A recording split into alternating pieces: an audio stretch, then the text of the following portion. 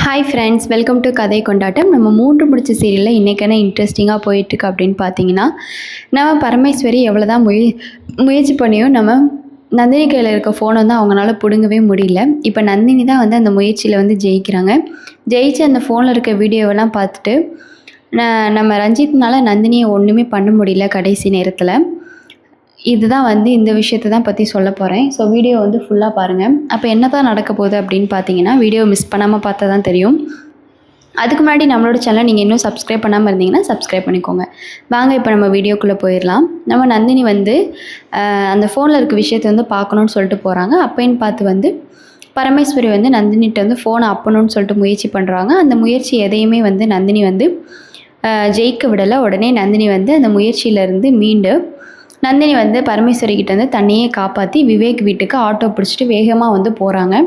இப்போ போனால் விவேக்கும் வந்து நம்ம நந்தினிக்காக தான் காத்துட்ருந்தாங்க. ஆனால் விவேக்குக்கு வந்து சூர்யா வந்து வேற ஒரு வேலை கொடுத்துட்ருந்தாங்க இல்லையா.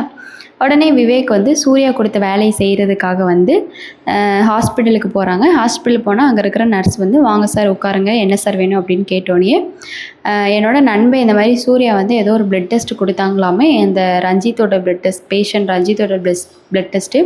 இப்போ இந்த பிளட் டெஸ்ட் வந்து எங்களுக்கு வேணும், அர்ஜெண்ட்டாக வேணுமா தாங்க அப்படின்னோடனே சரி சார் ஒரு 2 மினிட்ஸ் வெயிட் பண்ணுங்கள், நாங்கள் தந்துடுறோம் அப்படின்னு சொல்லிட்டு அந்த பிளட் டெஸ்ட்டையும் நர்ஸ் வந்து கொடுக்குறாங்க. உடனே விவேக் வந்து அந்த பிளட் டெஸ்ட்டை வாங்கிட்டு நம்ம சூர்யாவை பார்க்குறதுக்காக போகிறாங்க. ஸோ பார்க்குறதுக்காக போனப்போ தான் வந்து ரஞ்சித்தோட கார் வந்து கிராஸ் ஆகி போகுது. ஏன்னா ரஞ்சித்தோட அம்மா அப்பா வந்து மஹாலுக்கு போகணும் இல்லையா. ஸோ அதனால் கிராஸ் ஆகி போகுது. அப்போ தான் வந்து ரஞ்சித் கிட்ட வந்து அவங்க அம்மாவும் அப்பாவும் பேசுகிறாங்க. ரஞ்சித், தயவு செஞ்சு நீ இப்படி அஜாக்கிரதையாக இருக்காதுடா. நீ கல்யாணத்தை வச்சுட்டு பிஸ்னஸ்னு இப்படி ஓடிக்கிட்டு இருக்க விஷயம் எங்களுக்கு சுத்தமாக பிடிக்கல ரஞ்சித். இனிமேலும் இந்த மாதிரி நீ பண்ணாத. பிஸ்னஸ் எல்லாம் வந்து தயவு செஞ்சு ஓரம் கட்டி வை. அப்படி என்ன எங்களுக்கு இல்லாத அக்கறை உனக்கு பிஸ்னஸ் மேலே? இனிமேலும் பிஸ்னஸ்னு ஏதாச்சும் சொன்னால் உனக்கு அவ்வளோதான் பார்த்துக்கோ. அதனால் நீ தயவு செஞ்சு அதை ஓரம் கட்டி வை. அதுக்கப்புறம் நம்ம இந்த கல்யாணத்தை பார்த்துட்டு அதுக்கப்புறம் ஃபாரின் போயிட்டு மொத்தமாக நம்ம பிஸ்னஸை பார்த்துக்கலாம். பிஸ்னஸ் லாஸ் ஆனாலும் பரவாயில்ல, நீ அதை பற்றி எதுவுமே கவலைப்படணும்னு அவசியம் இல்லை ரஞ்சித் அப்படின்னு அவங்க அம்மாவும் அவங்க அப்பாவும் சொல்கிறாங்க. சொன்னோடனே ரஞ்சித் வந்து ஆஹா, நான் என்ன இந்த பிஸ்னஸையாக வந்து பார்த்துட்ருக்கேன். எனக்கே வந்து எப்படிரா வந்து இந்த கல்யாணத்தை நிறுத்துறதுக்கு அந்த நந்தினி வந்து திட்டம் போட்டுட்ருக்கா. அந்த நந்தினிக்கிட்டேருந்து நான் எப்படி தப்பிக்கலான்னு தான் யோசிச்சுட்ருக்கேன். இவங்க வேறு அது தெரியாமல் பிஸ்னஸ் நான் ஓடுறேங்கிற பேரில் சொல்கிறாங்களே அப்படின்னு சொல்லிட்டு ரஞ்சித் வந்து மனசுக்குள்ளே யோசிக்கிறாங்க.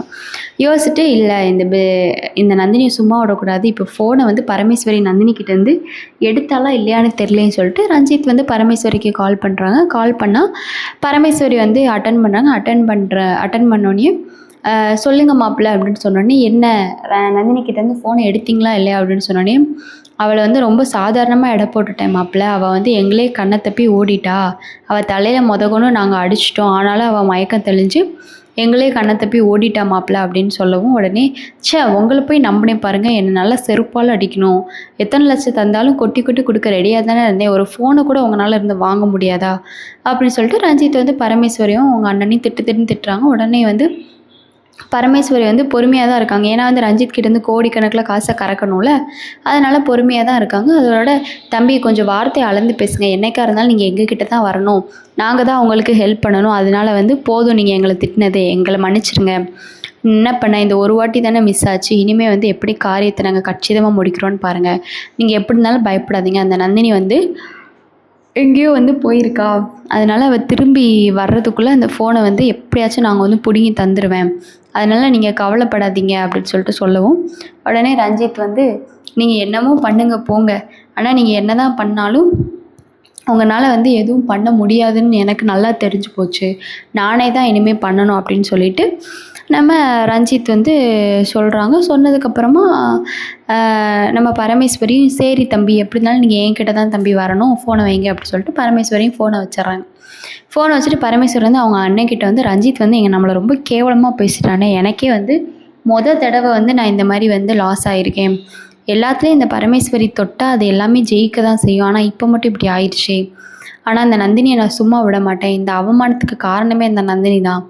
ஒன்று அந்த நந்தினியை உயிரோடு இருக்கும் போதே நான் அந்த ஃபோனை வாங்குவேன், இல்லைனா அவளை கொன்னுட்டு கூட அந்த ஃபோனை வாங்குவேன். என்னை பொறுத்தளவில் எனக்கு மானமும் பணம் தான் முக்கியம் அப்படின்னு சொல்லிட்டு பரமேஸ்வரி வந்து முடிவெடுத்து அவங்க அண்ணன்கிட்ட வந்து பேசிகிட்ருக்காங்க. நந்தினி வந்து விவேக் வீட்டுக்கு வந்து போகிறாங்க. உடனே விவேக் வந்து நீ இருமா, எனக்கு ஒரு சின்ன வேலை இருக்குன்னு சொல்லிட்டு போனாங்க இல்லையா, போயிட்டு விவேக்கும் அந்த பிளட் சாம்பிளை வாங்குறாங்க. வாங்கிட்டு சூர்யாவை பார்க்குறாங்க. சூர்யா இந்த பிளட் சாம்பிள் தானடா கேட்டேன், இந்தாடா அப்படி சொல்லிட்டு கேட்கவும், என்ன விவேக் இதான் எனக்கு உனக்கு வர்ற டைமா, பாரு எவ்வளோ டைம் ஆயிடுச்சுன்னு. ஆனால் இன்னும் எனக்கு ஒன்று மட்டும் புரியல விவேக்கு, நீயே வந்துட்ட இன்னும் மாப்பிள்ளை வீட்டிலேருந்து இன்னும் வரலேன்னு சொல்லிட்டு ஒரு நிமிஷம் இரு வெயிட் பண்ணு அப்படின்னு சொல்லிட்டு சூர்யா வந்து ரஞ்சித்தோட அப்பாவுக்கு கால் பண்ணுறாங்க. அங்கிள் என்னாச்சு அங்கிள் இன்னும் வரல அப்படின்னோடனே, இல்லை சூர்யா வழியில் ரொம்ப டிராஃபிக்காக இருந்துச்சு, அதான் கொஞ்சம் வர முடியல.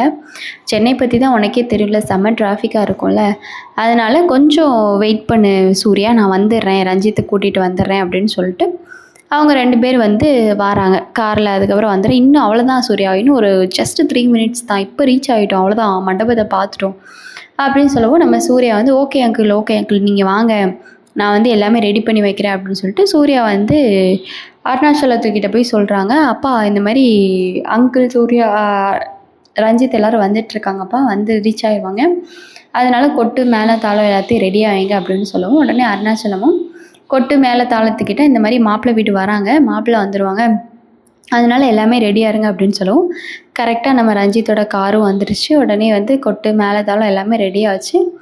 அப்போ தான் வந்து நம்ம மாதவி தான் வந்து ரஞ்சித்தை வந்து கூப்பிட்டு போகிறாங்க. ஏன்னா அவங்க தானே முறை, அதோட மாதவி எல்லோரும் வந்து ரஞ்சித்தை வந்து மாப்பிள்ளை இதாக வந்து அழைச்சிட்டு போகிறாங்க. நம்ம ஹரிதா வந்து சுரேகா அழைக்கிறதுக்காக சுரேகா கிட்டே போயிருக்காங்க. சுரேகா வந்து பக்காவாக கிளம்பிட்டுருக்காங்க.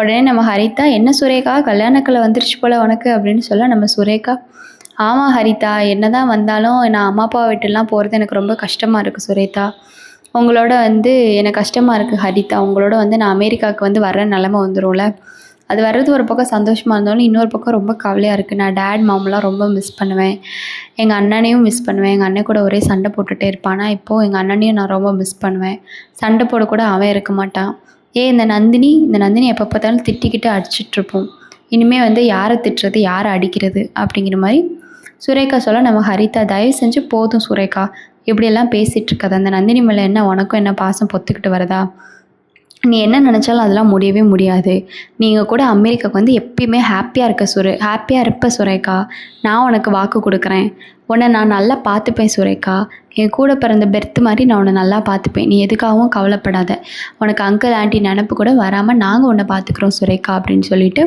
ஹரிதா வந்து சுரேகாவுக்கு ஒரே ஆறுதல் சொல்கிறாங்க.